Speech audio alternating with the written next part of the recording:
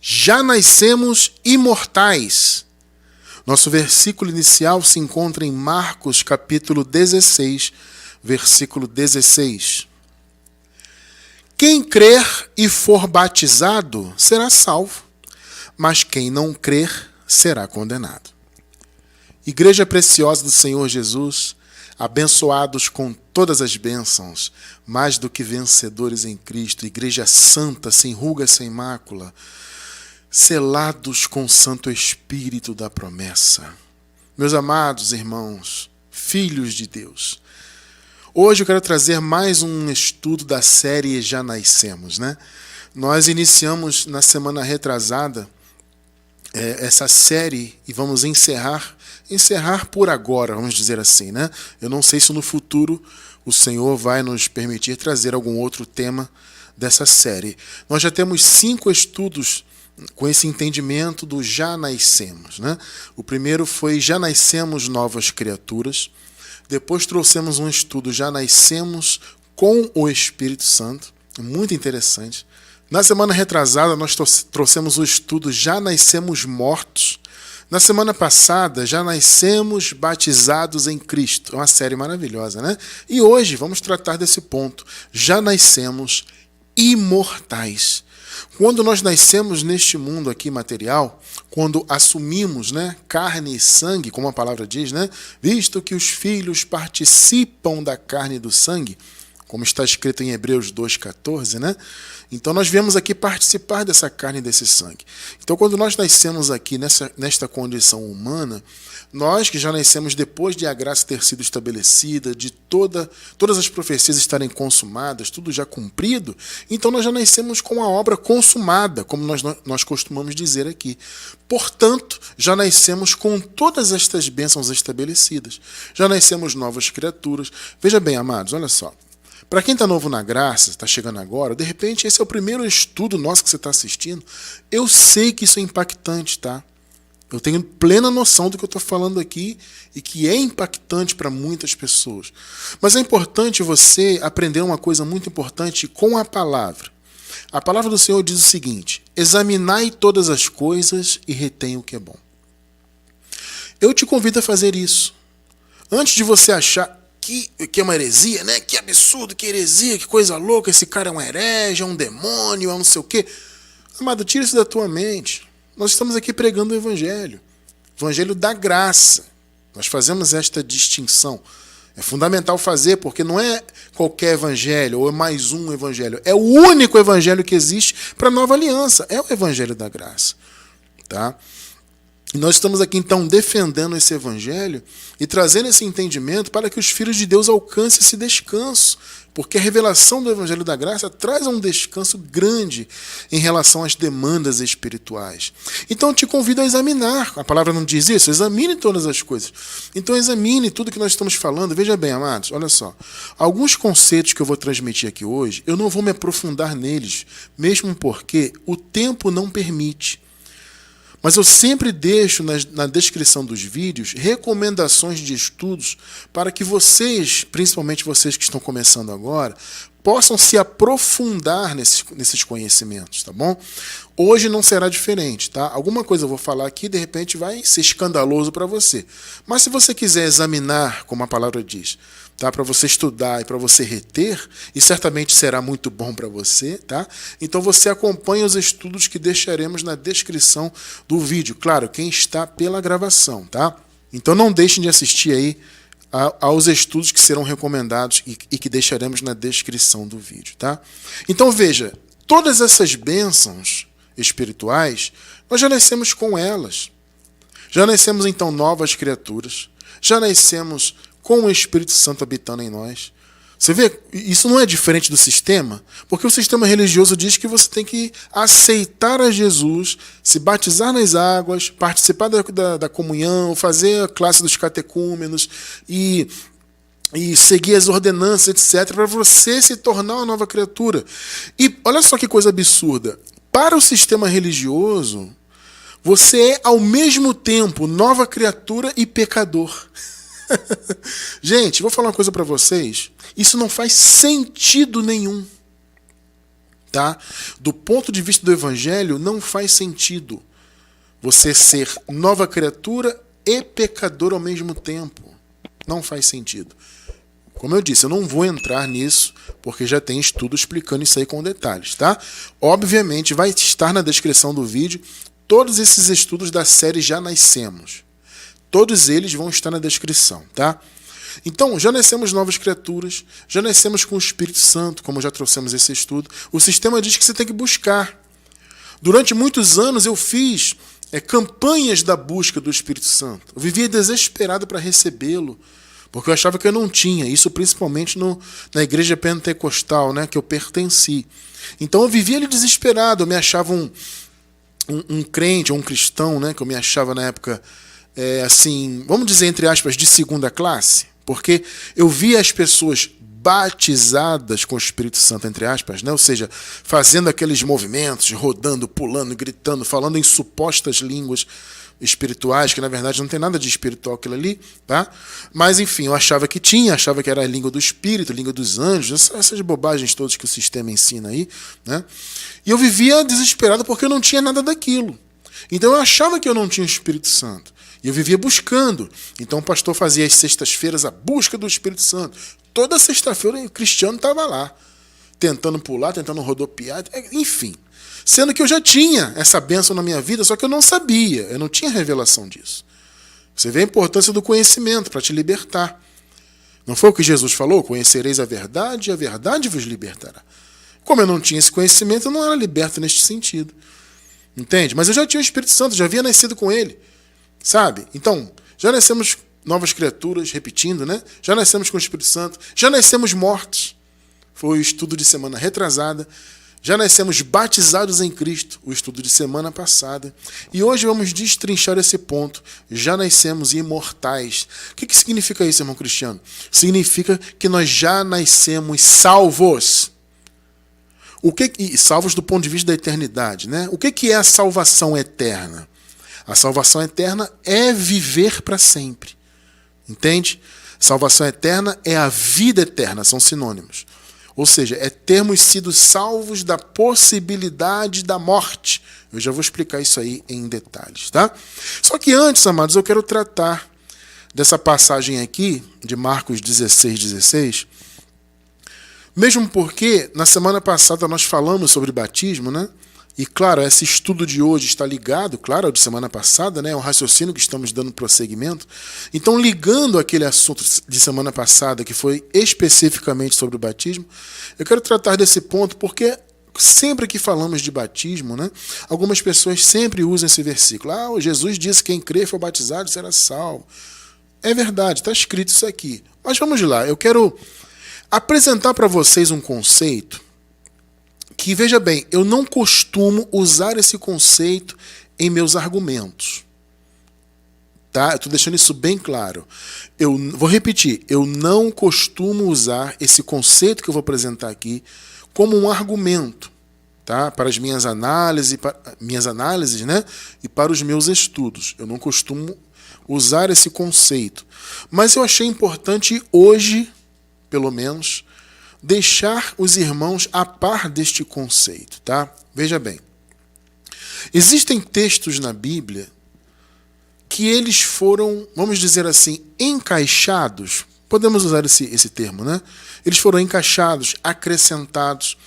São textos que existe uma desconfiança sobre eles. Mais uma vez eu vou dizer, eu não costumo usar esse conceito, essa verdade, porque é uma verdade, mas eu não costumo usar isso como um argumento. Eu já vou explicar por quê também. Tá? Veja bem, Marcos 16, existe uma discussão muito grande sobre este capítulo específico. Né? Existe uma discussão teológica de estudiosos aí, das línguas bíblicas, né? Dos textos originais, no caso das línguas originais, né? em que os textos bíblicos foram escritos, etc. Existe uma discussão sobre o capítulo 16 de Marcos, porque tudo indica, e eu, Cristiano França, sou partidário desse pensamento, que o capítulo 16 de Marcos foi acrescentado. Como assim, irmão Cristiano? Tudo indica que esse capítulo aqui termina no versículo 8. Olha que interessante isso. Tá? Só que ele se estende. Tá? Hoje, por exemplo, aqui vamos ler, né, o versículo 16. Existe esse conceito, então, por quê? Porque existe uma desconfiança em função desse texto que aparece depois do versículo 8, né, o versículo 9 em diante. Existe uma desconfiança pela característica do texto.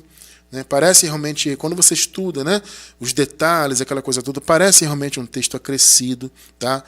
Uma outra coisa que fundamenta isso são as descobertas de manuscritos da Bíblia, de cópias, em que aparece apenas até o versículo 8.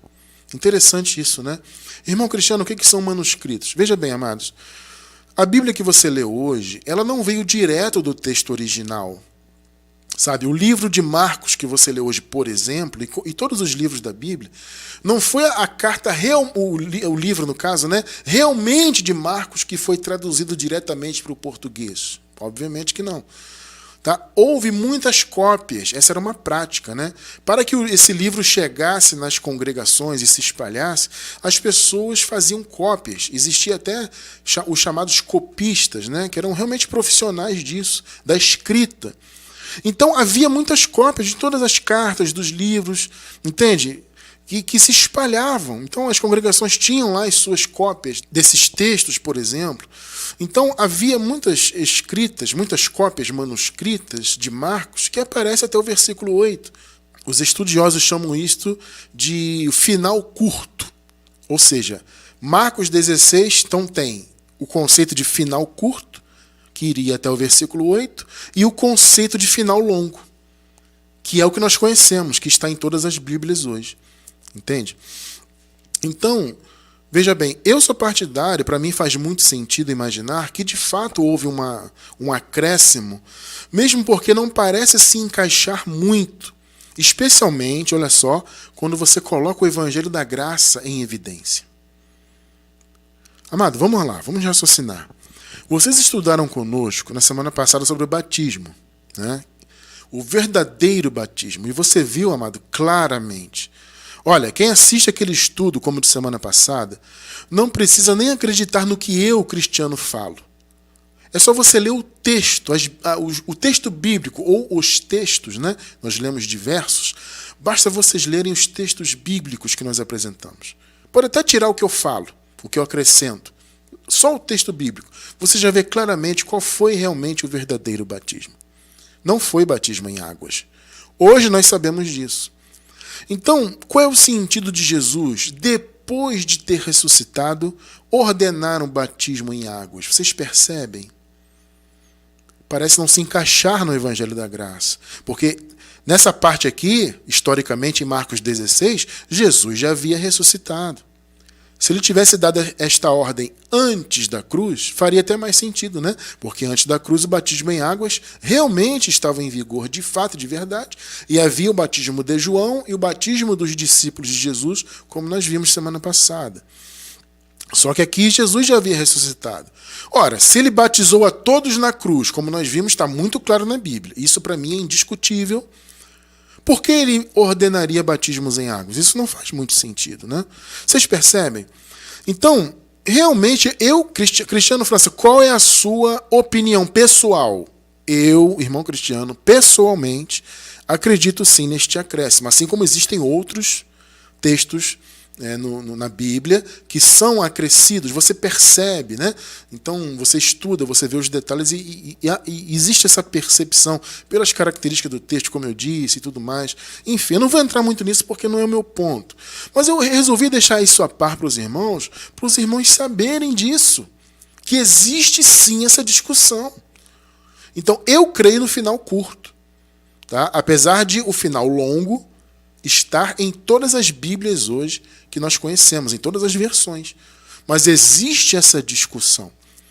Tá? Mas por que eu não costumo usar esse tipo de fato histórico como argumento para as minhas análises? Porque muitos vão dizer que é conveniente. Né?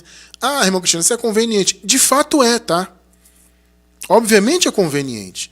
Ora, se há um texto que aparentemente contraria o evangelho revelado a Paulo, a palavra da graça, e você sabe, ou pelo menos desconfia que esse texto está acrescentado, que ele não faz parte do original, então você fica com a pulga atrás da orelha, você, opa. Então, esse capítulo 16 de Marcos tem essa desconfiança, há essa discussão. No entanto, amados, eu não quero usar isso como um argumento, como eu já disse, tá? Eu vou sempre partir do princípio que Jesus de fato falou isso aqui. Apesar de que, para mim, como eu já disse, pessoalmente, eu creio mais no final curto. Eu acredito realmente que o livro de Marcos foi até o capítulo 16 de Marcos foi até o versículo 8, tá?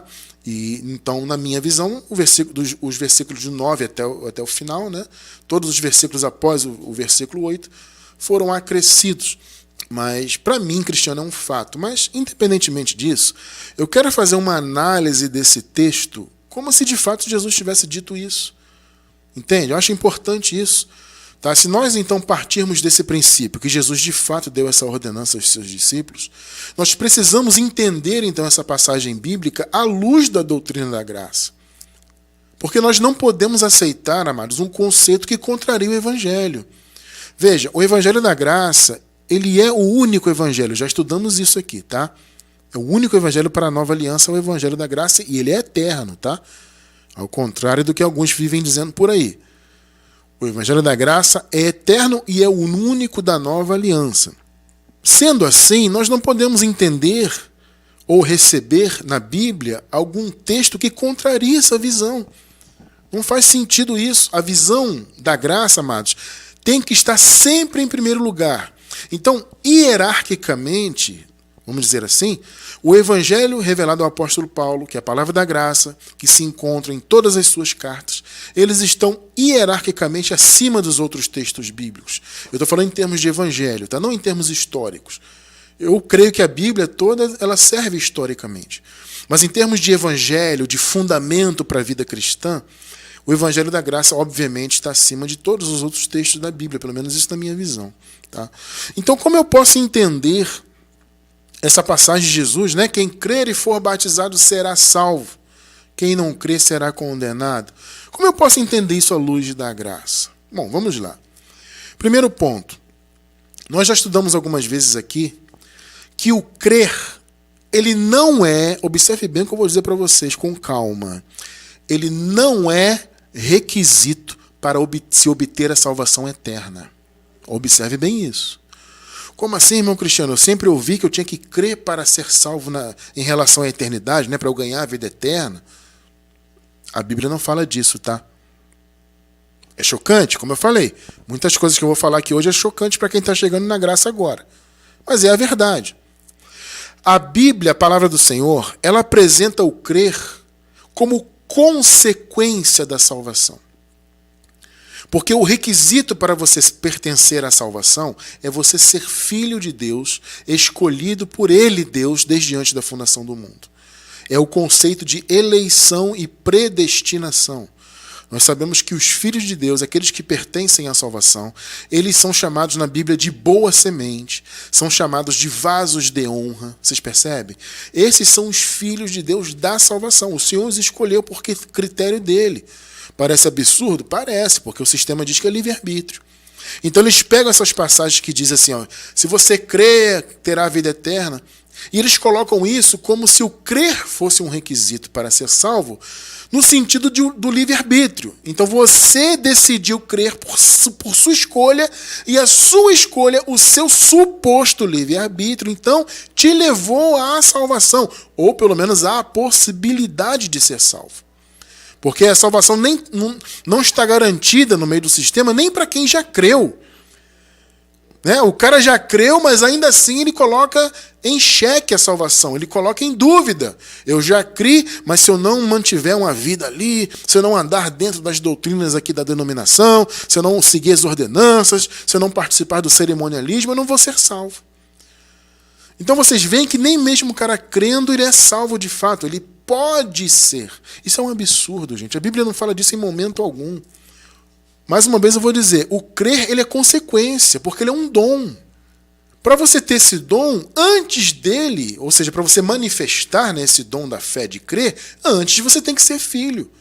Por isso que Jesus falou, vós não credes, porque não sois das minhas ovelhas. Você percebeu que ele colocou essa condição? Olha, para crer tem que ser ovelha antes. A ovelha hoje se traduz por filho, né? Ou seja, para você ter a capacidade de crer, antes do crer, você tem que necessariamente ser filho, ou seja, ter sido escolhido antes da fundação do mundo pelo Senhor. Vocês estão percebendo? Então, crer é uma consequência e não a causa. Nós já estudamos isto aí. Eu vou deixar na descrição do vídeo também, tá? Um estudo sobre isso, sobre o aceitar a Jesus. O blasfemo conceito de aceitar Jesus. Esse estudo é tremendo, tá? Na descrição do vídeo, pela gravação, vocês vão encontrar o link aí. Então, veja bem, quem crê e for batizado, primeiro, o cara crê, ou a pessoa crê, porque ela é ovelha antes, eleito antes, filho de Deus antes de tudo. E o crer, então, é uma consequência disso. Um outro ponto importante é a questão do batismo. Como nós vimos, o verdadeiro batismo foi realizado por Jesus. Ele batizou todos esses que ele escolheu antes da fundação do mundo, todos da boa semente, todos os eleitos dele. Ele os batizou a todos nós no Calvário. Não vou explicar isso em detalhes, porque na semana passada já falamos disso, tá? Então, o verdadeiro batismo foi feito por Jesus. Se de fato, então, ele deu essa diretriz para os discípulos dele, né? Se ele se referiu, então, a um tipo de batismo em águas, como eles já faziam, como podemos explicar isso à luz do Evangelho? Bom, a única explicação que eu encontro para isso, que para mim é plausível, é que se Jesus de fato deu essa ordenança, né? Se de fato esse texto não foi acrescido e de fato o Senhor falou isso mesmo, ele teria falado isso porque já era um ritmo dos discípulos. Eles já faziam isso antes da cruz e eles seguiriam nesse ritmo porque a revelação do verdadeiro batismo viria posteriormente com a revelação dada a Paulo. Vocês compreendem? Ou seja, Deus, o Senhor, ele faz todas as coisas no tempo certo. Vocês concordam comigo? Claro, o Senhor não erra o tempo de nada. Deus nunca se atrasa. Tudo tem um tempo, até porque a própria palavra diz, né? Há tempo para todas as coisas nesse mundo. Então eu acredito que o Senhor faz as coisas no tempo certo, obviamente. Então não era tempo de revelar o verdadeiro batismo ali. Então se de fato ele diz quem crê e for batizado, é porque já era um costume dos discípulos fazerem isso, porque eles faziam isso antes da cruz. Percebem? Essa é a explicação mais plausível que eu encontraria, partindo do princípio que de fato esse texto existiu de verdade. Ou seja, partindo do princípio que Jesus de fato falou isso aqui, deu essa diretriz aos seus discípulos, tá? E o terceiro ponto, então, quem crê, você já entendeu que só crê quem antes é salvo, que é filho da salvação, então ele, consequentemente, ele crê, né, segundo a vontade de Deus e no tempo de Deus. Você já entendeu, então, que o verdadeiro batismo foi na cruz? Então, se Jesus mandou batizar de fato, parece contraditório, mas a explicação que eu encontro é essa, né? Se você levar em conta que esse texto realmente é verdadeiro. E mais uma pergunta: eles seriam salvos de quê? Jesus estaria falando de salvação eterna aqui? Eu também costumo entender que não, tá? Por que não, irmão Cristiano? Porque veja bem, esse ministério aqui que o Senhor Jesus deu aos discípulos dele, né, que foram escolhidos por ele antes da cruz, era um ministério apenas para os judeus.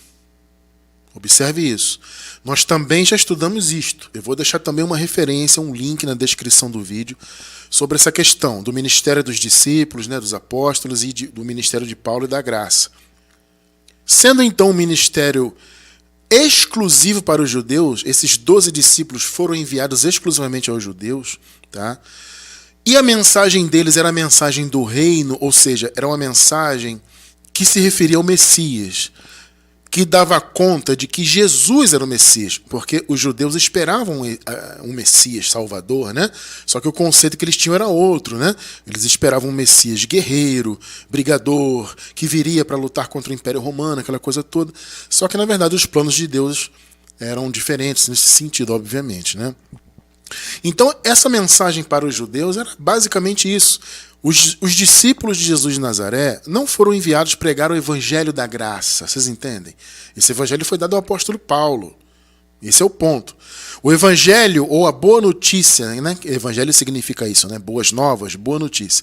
Então a boa notícia que eles receberam para entregarem aos judeus era que Jesus era o Messias esperado e que o reino estava próximo. Ou seja, o Messias voltaria, né? Ele já tinha se manifestado, morreu, ressuscitou e tinha subido aos céus, né? Ao paraíso. E esse Messias voltaria em juízo. Então, a vinda do reino de Deus, que aconteceu no ano 70, viria juntamente com o juízo sobre Jerusalém. Então, era um evangelho, né, aos judeus, uma boa notícia aos judeus, né, uma mensagem aos judeus que era especificamente, basicamente isso. Olha, Jesus é o Messias. Sabe aquele Jesus que vocês ouviram falar, que muitos de vocês viram ele fazer milagres, etc? Pois é, ele é o Messias esperado. E ele vai voltar no seu reino e vai trazer juízo. Essa era a mensagem, basicamente. Então, veja bem, mas irmão Cristiano, a palavra diz, né, no próprio contexto aqui, né, em Mateus 16, se eu não me engano, no versículo anterior, o 15, diz assim, o Senhor teria dito, né, ide por todo mundo e pregar o evangelho. Então as pessoas pensam que todo mundo é toda a terra, incluindo gentios e tudo mais. Não, amado, veja bem, se o chamado deles era para os judeus, e era, então o conceito de mundo era um mundo judaico. Era o mundo conhecido por eles ali.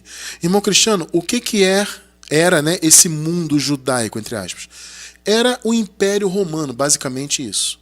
Era o território do Império Romano porque as tribos de Israel habitavam dentro desse território.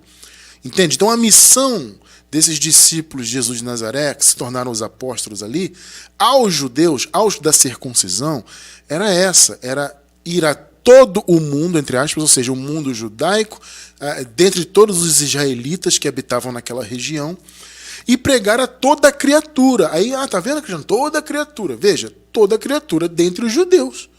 Ora, se o chamado é para os judeus, vocês estão percebendo? Jesus deixou claro, olha, vocês não devem entrar na cidade dos gentios. Não vá para os gentios. O meu chamado, a minha ordem para vocês é para os judeus.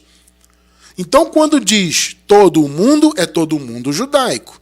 Toda criatura dentre os judeus. Vocês estão percebendo? Então, raciocine bem isso, amado. Você tem que raciocinar, você tem que pensar nos contextos para você entender. Então, eles seriam salvos de quê? Nós podemos entender, para mim isso é muito claro, que essa salvação se referia à salvação do juízo que aconteceria no ano 70. Como Jesus havia profetizado, né, em Mateus 24, ele disse que não passaria aquela geração sem que todas as coisas que ele havia profetizado acontecessem. A destruição do templo, a grande tribulação, aquela coisa toda. Isso para os judeus, para aquele Israel daquela época, dentro daquele território que era o território do Império Romano. Tá? Então, se o chamado deles era pregar sobre o Messias e alertar aos judeus sobre o juízo, meus amados irmãos, eu só posso entender que esta salvação, ou seja, quem crê e for batizado será salvo, não é salvação eterna. Essa foi conquistada na cruz e confirmada no ano 70 na vinda de Cristo. Cristiano França, pelo amor de Deus, amado, eu estou em graça, estou aprendendo aqui, mas eu estou desesperado. Que negócio é esse que Jesus voltou no ano 70? Todo mundo está dizendo que ele vai voltar, que o Covid, né, que o chip da besta, que agora fizeram a imagem da besta na ONU, e que... Amado, esquece tudo isso aí. Biblicamente, todas as profecias em relação à vinda de Jesus já se cumpriram. Parece absurdo aquilo que eu falei no início. Examinar todas as coisas, para você reter o que é bom para você. Essa doutrina será maravilhosa para você reter. A escatologia consumada vai estar na descrição do vídeo o link. Amado, você vai ter que se esforçar um pouquinho. Sabe, separar um tempinho aí, sabe? Eu sei que são muitos estudos, né? Mas vai devagarzinho, vai com paciência, que você vai aprender esses conceitos, tá? Então, o que é... Vamos voltar aqui, né? O que é essa salvação, então? Muito provavelmente, Jesus se referia, então, à salvação do juízo. Àquele momento que os judeus passariam. Quem cresce e fosse batizado, né? Já que era o ritmo dos discípulos, como eu disse agora há pouco, se é que de fato Jesus falou isso, né? Seria salvo, mas pelo crer, entende? Por receber Jesus como Messias. Porque o juízo veio sobre Israel, sobre Jerusalém, justamente porque eles não receberam Jesus como Messias. Vocês estão entendendo? A palavra diz, o Senhor veio para os que eram dele e eles não o receberam. Então o juízo veio. Entende? Por causa de toda a desobediência dos israelitas. E isso é mistério de Deus, tá, amado? Só Deus entende isso com clareza. Porque alguém pode perguntar, mas Cristiano, o Senhor não endureceu o coração? Sim, ele endureceu, amado. E Deus é soberano e eu não vou ficar questionando Deus sobre isso não, tá? Coloque isso na tua mente. Deus é soberano, ele faz como ele quer. Então ele fez vasos para honra e para desonra. E ele usa e usou esses vasos como ele quis e como ele quer. Então, ponto final, tá? Não vamos ficar muito questionando as coisas de Deus. O que é mistério de Deus é mistério de Deus. Muito bem. Então, quem crê e for batizado será salvo, eu reputo como a salvação daquele juízo. É uma salvação muito específica, vocês entendem? Não é salvação eterna. Nem salvação da mente, né? Ah, irmão Cristiano, Jesus poderia estar falando da salvação da mente, como Paulo falava? Eu entendo também que não, porque no meu modo de ver, a salvação da mente ela só vem pelo Evangelho da Graça. O Evangelho da Graça que Deus revelou a Paulo e que nós buscamos defender aqui hoje em dia da melhor maneira possível, no meu modo de ver, é o único Evangelho que tem capacidade para realmente libertar a mente e trazer a salvação do entendimento. Então Jesus realmente estava falando do juízo. Os judeus que crerem vão ser salvos do juízo, que viria sobre Israel no ano 70. Então ele não fala ali de salvação eterna, tá?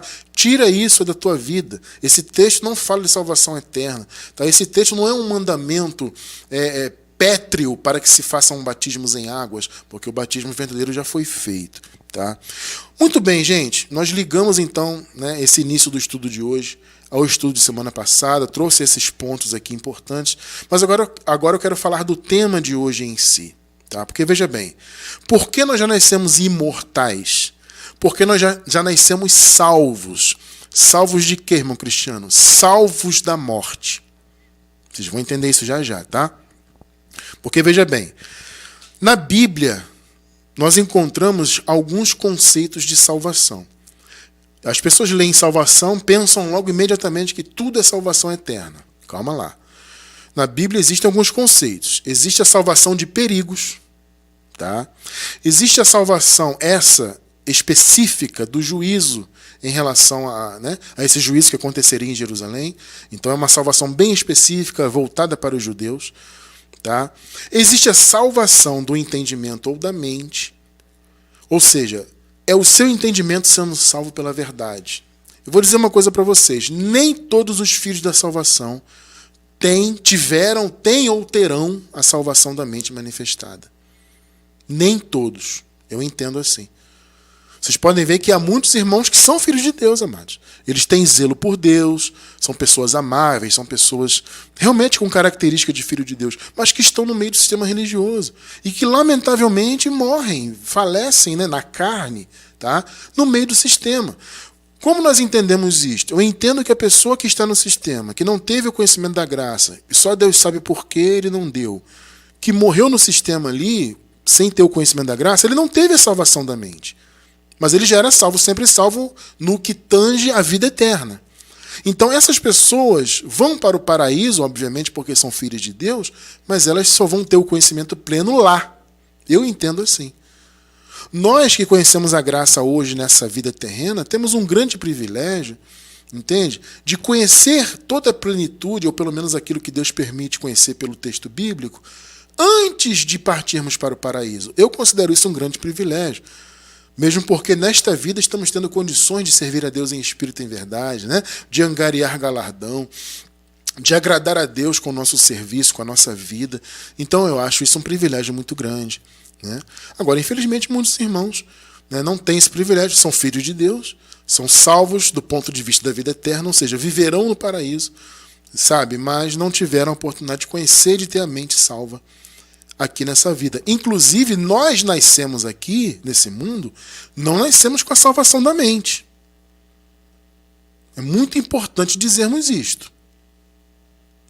Ah, mas, irmão Cristiano, como assim? Amado, eu te pergunto, quando você nasceu nessa vida aqui terrena, você já nasceu conhecendo o Evangelho da Graça? Responde aí. Eu acho que não, né? Então, eu nasci religioso. Eu era criança de colo, fui batizado católico. A minha família era católica. Depois, a minha família se tornou, através da minha mãe, pentecostal. E eu segui os caminhos. Depois eu passei um tempo numa denominação batista. Depois eu frequentei por um pouco tempo a igreja adventista do sétimo dia. Então eu passei por alguns sistemas aí. Até que a graça fosse revelada. Vocês estão percebendo o ponto? Então eu não nasci com a salvação da mente. Eu nasci com a vida eterna, que é sinônimo de salvação eterna. Ou seja, eu já nasci em condição de vida eterna. Só que a minha mente não estava liberta e salva ainda. Esse é o conceito. Também temos um estudo específico que explica claramente essa visão. A salvação eterna e a salvação da mente. Também vai estar aí na descrição do vídeo, na gravação, tá? Então existe salvação de perigos. Essa salvação específica aqui dos judeus em relação ao juízo, tá? A salvação da mente, que vem pela revelação do Evangelho da Graça, e a salvação eterna. Quando eu digo que nós já nascemos salvos, já nascemos imortais, é neste sentido da salvação eterna, não é da mente, tá? Olha só, amados, irmão Cristiano, tudo bem, você vai deixar na descrição aí um estudo, mas eu queria hoje alguma coisa sobre a salvação da mente. Vamos lá, para não passar em branco. Romanos capítulo 10, versículos do 1 ao 3. Eu vou ler aqui a Nova Versão Internacional. Irmãos, o desejo do meu coração e a minha oração a Deus pelos israelitas é que eles sejam salvos. Pensa bem aí. O sistema religioso lê isso aqui e imediatamente eles pensam em salvação eterna. Ou seja, Paulo queria que eles fossem salvos do ponto de vista da vida eterna. Não, Paulo não está falando disso aqui. Vamos ver o contexto. 2. Pois posso testemunhar que eles, os israelitas, têm zelo por Deus. Mas o seu zelo não se baseia no conhecimento. Irmãos, pensem bem. Quantas pessoas hoje estão nesta mesma situação dos israelitas ali, que Paulo se referiu? Quantas pessoas hoje estão no sistema religioso aí que se diz cristão, que tem zelo por Deus? É por isso que eu digo, são eleitos, são filhos, têm zelo, têm amor a Deus, etc. Mas eles não têm o conhecimento. Vocês estão percebendo? Paulo está falando de salvação em termos de conhecimento. É o conhecimento ser salvo das fortalezas. Cristianos que são fortalezas, são raciocínios que foram implantados, que são implantados na mente das pessoas e que foram implantados, inclusive, em nossas mentes. Nós que viemos do sistema religioso, nós temos muitas fortalezas. Biblicamente, então, fortalezas são raciocínios que são contrários ao conhecimento de Deus. Então, quando se fala em salvação da mente, é quando o entendimento do Filho de Deus é salvo dessas fortalezas. Agora, veja o 3. Porquanto, olha só o que está sublinhado aí na tela, ignorando a justiça que vem de Deus. Irmão, vocês estão percebendo que o ponto de Paulo aqui é a ignorância? É não ter conhecimento? É ter zelo por Deus, mas não ter conhecimento? É ter ignorância. O que é ignorar a justiça de Deus? É você não entender que você já é justo em Cristo, já foi justificado. Entende? Que você não precisa de obras da lei, no caso, né? O contexto aqui é esse. Os israelitas não precisavam viver debaixo de obras da lei. Entende? Porque eles já haviam sido justificados pelo sangue de Jesus, pela ressurreição de Jesus. Mas como eles ignoravam isto, então veja só, e procurando estabelecer a sua própria justiça no caso. Porque eles não tinham conhecimento da justiça de Deus. Essa justiça, como Paulo disse, ela é revelada de fé em fé, por meio do Evangelho. Então, os israelitas não conheciam o Evangelho. Logo, eles ignoravam a justiça de Deus. Por isso, eles procuravam estabelecer a própria justiça deles. Veja bem, amados, não é o que ocorre hoje no sistema religioso? As pessoas não conhecem a graça, por isso que elas vivem tentando estabelecer a própria justiça delas, por meio de jejuns, de sacrifícios, de mandamentos de homens, de cerimônias. Isso é uma maneira da pessoa se auto-justificar, sendo que ela já é justificada em Cristo. Mas por ela ignorar, então ela fica tentando estabelecer a sua própria justiça. Aí o final do versículo diz, não se submeteram à justiça de Deus. Percebe com a questão de ignorância? Então Paulo está falando de salvação da mente, do entendimento, não salvação eterna. Se você quiser se aprofundar, então assista ao estudo que vai estar na descrição do vídeo sobre isso, tá? Então, meus amados, quando eu me refiro ao fato de já termos nascido imortais, ou seja, salvos da morte, é em relação justamente à salvação eterna. Já nascemos salvos com a salvação eterna. Já nascemos, portanto, imortais. Nós já nascemos em condição de vida eterna. Mais uma vez eu vou ter que explicar o ponto, né? Muitas pessoas ficam assim, irmão Cristiano, você diz que já nascemos salvos da morte. Mas as pessoas não morrem. Nós mesmos não morreremos. Veja bem, amados, nós morreremos na carne, que na verdade não é morte. Porque essa carne, como nós já estudamos, ela já está morta para Deus. E essa carne nossa atual, ela é um invólucro, ela é uma vestimenta, por assim dizer, ela é biblicamente pó. E o pó volta para o pó, o destino do pó é o pó, não tem jeito. Só que, diferentemente daqueles irmãos que nasceram antes da cruz, ainda debaixo da morte, diferentemente deles, nós já nascemos em condição de vida eterna. Ou seja, esse pó aqui vai voltar para o pó, mas nós seguiremos vivos. Vocês estão entendendo o ponto? Ou seja, a nossa alma seguirá viva e vai para o paraíso assumir um corpo de glória. Veja, espiritualmente, nós já estamos no paraíso. Nós já estamos espiritualmente assentados em lugares celestiais, como a palavra diz. Só que nós iremos para lá, vivemos triunicamente, porque esta é a promessa, é vida eterna. Alma não é vida? Já estudamos isso também, alma é vida. Então a nossa alma é eterna, porque a alma, biblicamente, é vida. Se a vida é eterna, então a alma é eterna. Então nós estamos espiritualmente no paraíso, assentados em lugares celestiais, mas estaremos triunicamente, corpo glorificado, alma restaurada e o Espírito habitando junto. Triúnico. Nós somos hoje triúnicos. Temos um corpo, só que esse corpo de pó. Temos uma alma, mas que é uma alma ainda influenciada pela vida terrena. E temos, o Espírito. Somos triúnicos hoje, seremos no paraíso, só que em uma outra condição. Então, quando eu digo que nós já nascemos imortais, é em relação à verdadeira morte, que é a morte eterna.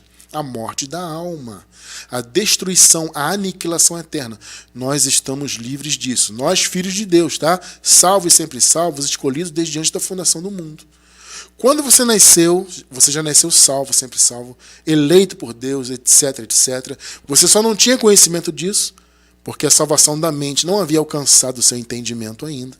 Mas você já nasceu em condição de vida eterna, ou seja, quando esse pó voltar para o pó, você vai continuar vivo. Você, eu, minha esposa, todos nós não veremos a morte. Antes da cruz, antes até mesmo do juízo no ano 70, da vinda de Jesus, né, os irmãos ainda estavam à mercê da morte da alma. Ou seja, a alma era destruída. Veja, não era uma destruição definitiva. Porque no ano 70 houve a ressurreição dos mortos. As almas saíram da condição de morte. Tá? Só que antes disso os irmãos morriam no pó, o pó ia para o pó e, consequentemente, a alma ia para o chamado Hades, né? O inferno, entre aspas, que significa lugar encoberto, lugar dos mortos, ou seja, a alma ia para uma não existência, deixava de existir. Era uma espécie de destruição, só que não era definitiva porque haveria ainda a ressurreição dos mortos. Vocês entendem? Mas o fato é que os irmãos estavam submetidos à morte. Então eles estavam em condição de morte. Então, quando os filhos de Deus morriam antes da cruz, o espírito voltava para Deus. Nós já estudamos isso também, tá? O espírito voltava para Deus, mas o corpo ia para o pó e, consequentemente, a alma ia para o Hades. Então havia um desmembramento dos filhos de Deus, e isso era morte. E o espírito, inclusive, enquanto estava habitando no corpo terreno, o espírito estava morto. Então era morte plena, porque eles estavam em condição de morte, ou seja, quando o pó voltava para o pó, a alma morria e o espírito voltava para Deus, mas o espírito estava morto aqui no mundo. Olha que coisa tremenda. Gente, era morte plena antes da cruz, morte plena. Depois da cruz, com a ressurreição de Jesus, houve então a primeira ressurreição, que foi a ressurreição espiritual. Pelo menos parcialmente a morte estava vencida, vamos dizer assim, entre aspas, né?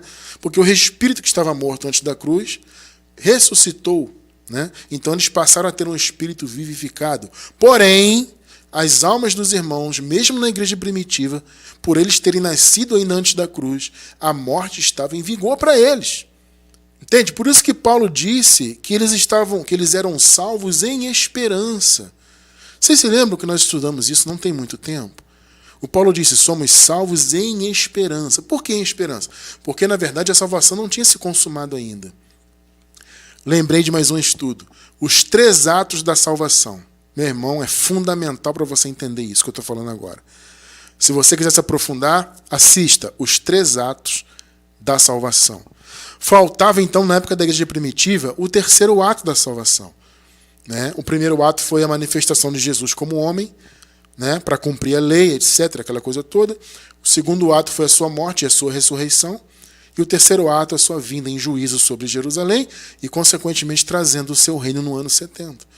Foram os 3 atos. Nesse estudo a gente disseca isso detalhadamente. É muito interessante, tá? Então, veja bem, quem nasceu antes da cruz e viveu esse período transitório da ressurreição de Jesus até o ano 70, viveram em condição de morte. Tremendo isso, né? Era uma condição terrível. Então, os irmãos que viveram a transição, a igreja primitiva, eram salvos ainda em esperança, porque faltava o 3º ato da salvação. Então, não era uma salvação plena, era uma salvação em esperança. Mas eles já tinham a promessa da vida eterna, entende? Então, eles estavam em esperança, mas já tinham a promessa. No ano 70, tudo se consumou. Nós que nascemos depois disso, então, já nascemos na condição, já nascemos transformados da condição de morte para a condição de vida. Nós não chegamos a passar em condição de morte. Vocês entendem? O Senhor, Ele prometeu e preparou essa salvação antes da fundação do mundo, amados. Não foi um improviso de Deus. Tito 1:2, olha só. Em esperança da vida eterna. Percebe aqui o termo esperança? Eles estavam ainda num período de esperança, nesse período aqui da igreja primitiva. Em esperança da vida eterna, a qual Deus, que não pode mentir, prometeu quando? Antes dos tempos dos séculos. Pegou? A promessa da vida eterna, ou seja, viver para sempre, salvação eterna, isso foi preparado e prometido por Deus antes da criação do mundo, do cosmos, antes dos tempos existirem. Tremendo isso, né? 2 Timóteo 1:9. Que nos salvou e chamou com uma santa vocação. Maravilha, né? Não segundo as nossas obras, claro que não, mas segundo o seu próprio propósito e graça que nos foi dada em Cristo Jesus, quando aceitamos Jesus na igreja, é isso? Quando nos batizamos no Rio Guandu, é isso? Quando participamos da primeira comunhão. Não, nos foi dada em Cristo Jesus antes dos tempos dos séculos. Tremendo, né? O Senhor preparou a salvação, a vida eterna, antes dos tempos dos séculos. Por quê? Porque Deus, amados, sempre soube que nós não teríamos condições de nos salvar daquela condição de morte. A morte entrou no mundo pela obra de Adão. E Deus sempre soube que nós não conseguiríamos nos livrar por nós mesmos daquela condição de morte que Adão imputou na humanidade. Então o Senhor pré-ordenou a salvação, a vida eterna, para nos dar a vida eterna por meio de Cristo. E nos dar gratuitamente. Romanos 6:23. Porque o salário do pecado é a morte. Ó, quem pagou esse salário? Jesus, né? Jesus pagou o salário do pecado.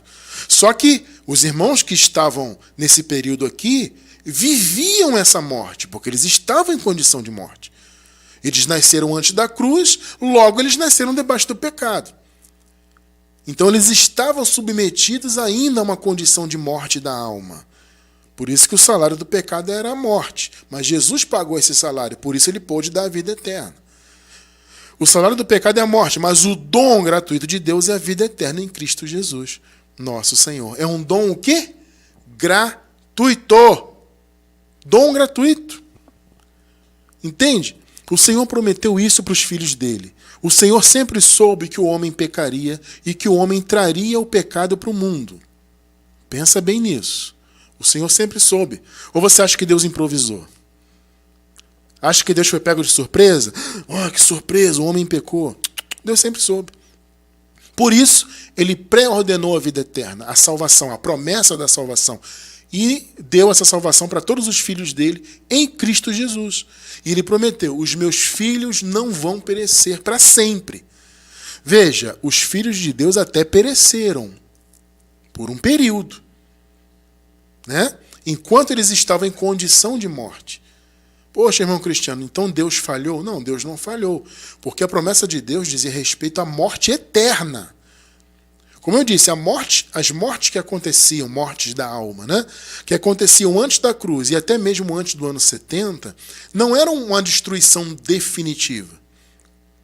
Era uma destruição, era uma não existência, mas não era definitiva porque havia a promessa da ressurreição, onde todos ressuscitariam, não só os da salvação, mas os da perdição também.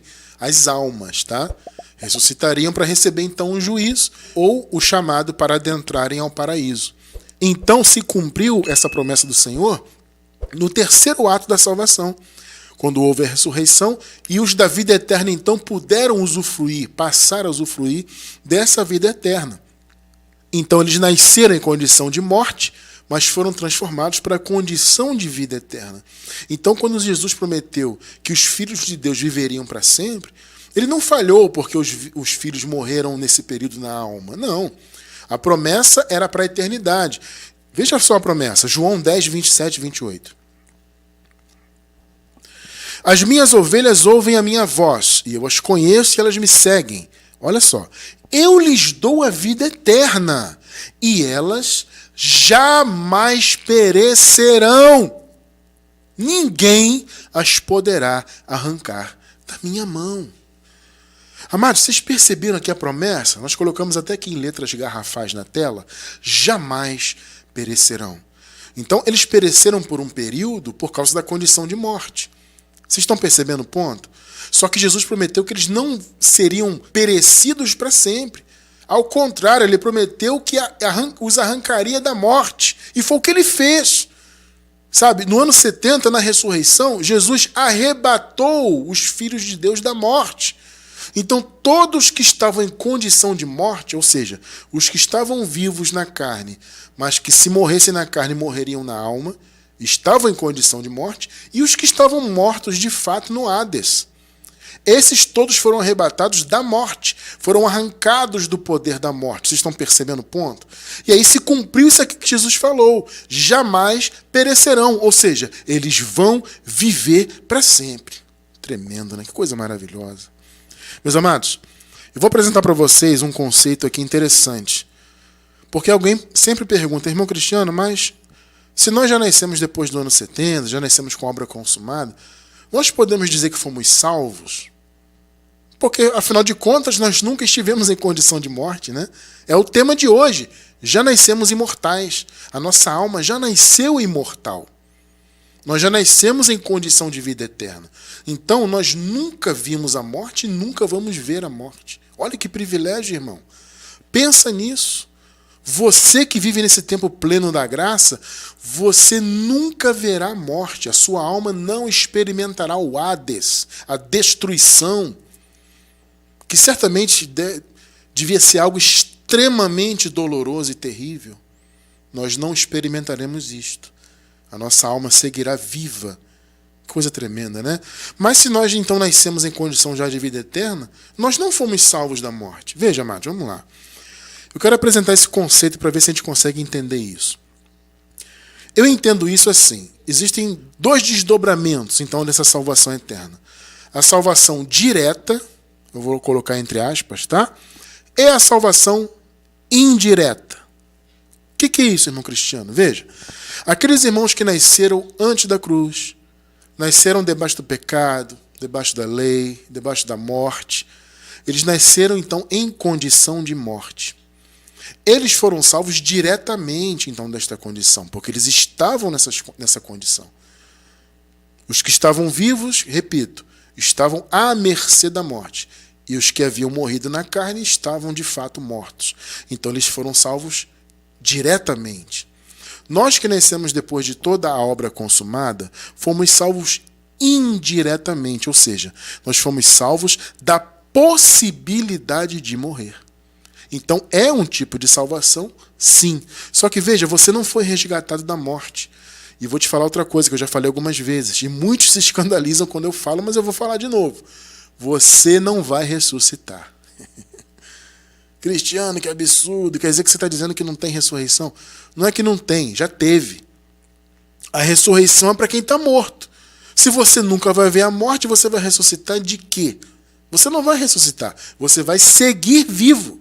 Percebeu o ponto? A diferença? A nossa experiência como igreja é diferente de quem viveu e nasceu antes da cruz e viveu toda aquela transição. Eles estavam em condição de morte e foram retirados da morte. Então eles ressuscitaram. Nós não precisaremos de ressurreição, porque já estamos em condição de vida eterna. Então esse pó vai para o pó, você segue vivo. É simples assim. Mas, irmão Cristiano, o que significa em condição de morte? Não entendi muito bem. É justamente o que eu acabei de falar. Quem nasceu debaixo do pecado da lei antes da cruz, nasceu debaixo daquela condição que Adão havia imputado na humanidade. Então, quando o pó voltava para o pó, a alma ia para a destruição e o espírito voltava para Deus. E enquanto o espírito estava vivo, enquanto o corpo estava vivo na terra e o espírito habitando aqui, por causa do pecado, o espírito estava morto. Era uma condição muito triste e terrível, amados. Mas o Senhor Jesus veio para destruir as obras do diabo. Sabemos que o diabo é a carne, é o velho homem, é Adão. Então o Senhor destruiu a obra de Adão. Tudo que Adão fez, o Senhor desfez, claro, para os filhos da salvação. Então eles estavam em condição de morte e foram ressuscitados. E os que estavam vivos foram, obviamente, transformados. Nós já nascemos em condição de vida eterna. Observe isso aqui. Isso aqui diz respeito ao período anterior à vinda do Senhor, né? Antes do ano 70. 1 Coríntios 15, 23 a 26. Aqui no contexto, Paulo está falando da ressurreição, tá? Porque havia algumas pessoas ali no meio, até no meio da igreja mesmo, que não acreditavam em ressurreição. Havia muitas discussões sobre isso. Então Paulo está aqui defendendo a ressurreição no contexto. Aí ele fala aqui, ó, mas cada um por sua vez, em relação à ressurreição. Lembrando que eles estavam antes do ano 70. Então a ressurreição ainda iria acontecer, tá? Mas cada um por sua vez. Cristo o primeiro, porque Cristo foi o primeiro da ressurreição. Depois, quando ele vier, e ele veio do ano 70, os que lhe pertencem, ou seja, os da salvação. 24. Então virá o fim do aion, ou seja, daquela era, como Jesus disse, né? Sobre o fim do mundo, no grego a palavra mundo é aion, significa um período de tempo, uma era. Então virá o fim da era da lei, é o que Paulo está falando aqui. O fim de Israel como povo de Deus, etc. Quando ele entregar o reino a Deus, o Pai, ou seja, quando o milênio terminasse, né? Esse reino milenar que muitos esperam hoje, na verdade foi o período de transição da ressurreição de Jesus. Mais especificamente quando ele subiu ao paraíso até sua vinda, foi o chamado reino milenar. Então, ele entregaria o reino ao Pai, ou seja, o milênio terminaria. Veja bem, amados, nós temos estudo sobre isso na escatologia consumada. Eu não vou me aprofundar muito nisso, porque o tempo não permite. Mas já temos estudos que explicam isso, tá? Então virá o fim quando ele entregar o reino a Deus, o Pai. Depois de ter destruído todo domínio, autoridade e poder. Foi o que ele fez. Isso aqui diz respeito à lei. Entende? É uma coisa espiritual. Destruição definitiva da lei, do templo de Jerusalém, do cerimonialismo judaico feito ali, etc. 25. Pois é necessário que ele reine, tá vendo? Ou seja, ele estava no milênio aqui, ele estava reinando, Jesus. É necessário que Jesus reine até que todos os seus inimigos sejam postos debaixo dos seus pés. Agora veja qual era o último inimigo. 26. O último inimigo a ser destruído é a morte. Pegou? Eles estavam ainda esperando a destruição da morte. Jesus já havia vencido a morte em relação a ele mesmo, Jesus, né? Porque ele já havia ressuscitado. Só que essa destruição da morte faltava acontecer para os filhos de Deus. E foi destruído. A morte acabou. Então, resumindo o raciocínio de hoje, quem estava morto no ano 70, então? O que aconteceu com eles? Quem estava morto em 70 ressuscitou.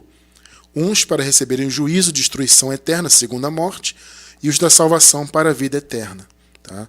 Quem estava vivo, irmão Cristiano, e se manteve vivo, né? Quem estava vivo em 70 e se manteve vivo? Esses foram revestidos de imortalidade. Esses foram transformados. Irmão Cristiano, mas quer dizer que o corpo deles foi transformado? Não, amado, veja bem. Eles foram transformados da condição de morte para a condição de vida. Também não vou me aprofundar nisso, porque na escatologia consumada já existe explicações sobre isto, tá? Então eu estou dando só uma palhinha aqui para a gente encerrar o raciocínio de hoje. Vou repetir. Aqueles que morreram antes de 70 estavam mortos, obviamente, ali. Na vinda de Cristo ressuscitaram. As suas almas saíram da morte e assumiram um corpo glorificado e foram para o paraíso.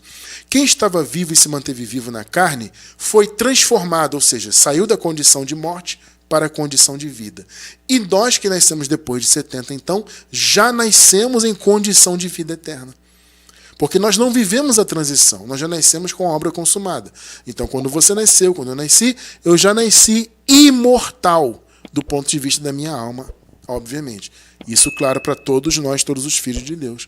Tá? Veja Paulo falando dessa questão aqui, para encerrar. 1 Coríntios 15, 52 ao 54. Num momento, num abrir e fechar de olhos, ao som da última trombeta, pois a trombeta soará, os mortos ressuscitarão incorruptíveis, e nós seremos transformados. Tremendo, né? Ou seja, eles sairiam da condição de morte que estavam para a condição de vida. Esse nós que Paulo fala aqui é os que estariam vivos. Porque eles sabiam que a vinda de Jesus seria naquela geração. Então eles pensavam que poderia haver a possibilidade de estarem vivos na vinda de Jesus. Segundo a história, Paulo morreu antes dessa época. Mas muitas pessoas que estavam ali viveram essa transição. Então essas pessoas foram transformadas. Irmão, que transformação é essa? Justamente, condição de morte para a condição de vida. Ou seja, essas pessoas que estavam vivas no ano 70 e permaneceram vivas, elas não veriam a morte também como nós não vemos a morte. Eles foram transformados da condição de morte para a condição de vida. Tá? Pois é necessário que aquilo que é corruptível se revista de incorruptibilidade, e aquilo que é mortal se revista de imortalidade. Então a transformação ela trouxe essa condição de imortalidade para os filhos de Deus. Só que para experimentarem isso, obviamente, esse corpo de pó tinha que voltar para o pó. Então houve uma transformação no sentido de que eles estavam em condição de morte, estavam à mercê da morte, só que eles foram revestidos de imortalidade. Então, aqueles que estavam vivos foram revestidos dessa imortalidade. Ou seja, quando o pó deles voltasse para o pó, eles continuariam vivos na alma. É o que acontece conosco hoje. Só que nós hoje, se nós formos levar a rigor, nós não fomos revestidos de imortalidade. Ou seja, nós nunca estivemos em uma condição de morte. Então, na verdade, eu já nasci revestido de mortalidade. Eu não fui transformado, é isso que eu quero dizer, né? Nós não passamos por uma transformação propriamente. Porque transformação é para quem estava naquele período ainda em condição de morte. Se nós já nascemos em condição de vida eterna, então nós não vivemos uma transformação. Nós já nascemos com a obra consumada. Então era necessário, Paulo dizendo, né? É necessário que a imortalidade nos revestisse. E foi o que aconteceu com aqueles que estavam vivos ali naquela ocasião. 54. Quando, porém, o que é corruptível se revestir de incorruptibilidade e o que é mortal de imortalidade, então se cumprirá a palavra que está escrita. Olha só, a morte foi destruída pela vitória. Perceberam? Quando Jesus voltou, a morte foi destruída definitivamente pela sua vitória, pelo seu triunfo maravilhoso. Então ele resgatou os filhos dele, que estavam presos na morte. As suas almas estavam na destruição, no Hades, na não existência. O Senhor os arrebatou daquela condição. Ele os resgatou. Os que estavam vivos foram transformados, ou seja, saíram da condição de morte para a condição de imortalidade. E nós que nascemos depois da obra consumada, já nascemos salvos, já nascemos imortais. Nós nunca veremos a morte. Esse pó, ele vai voltar para o pó, mas nós seguiremos vivos para glorificarmos a Deus na eternidade, para todo sempre louvarmos ao Senhor, porque este é o nosso chamado, esta é a nossa predestinação, sermos um louvor do Senhor, da graça de Deus, percebem? Então nós viveremos para sempre. Já nascemos imortais e louvamos ao Senhor por isso, para sempre. Glória a Deus.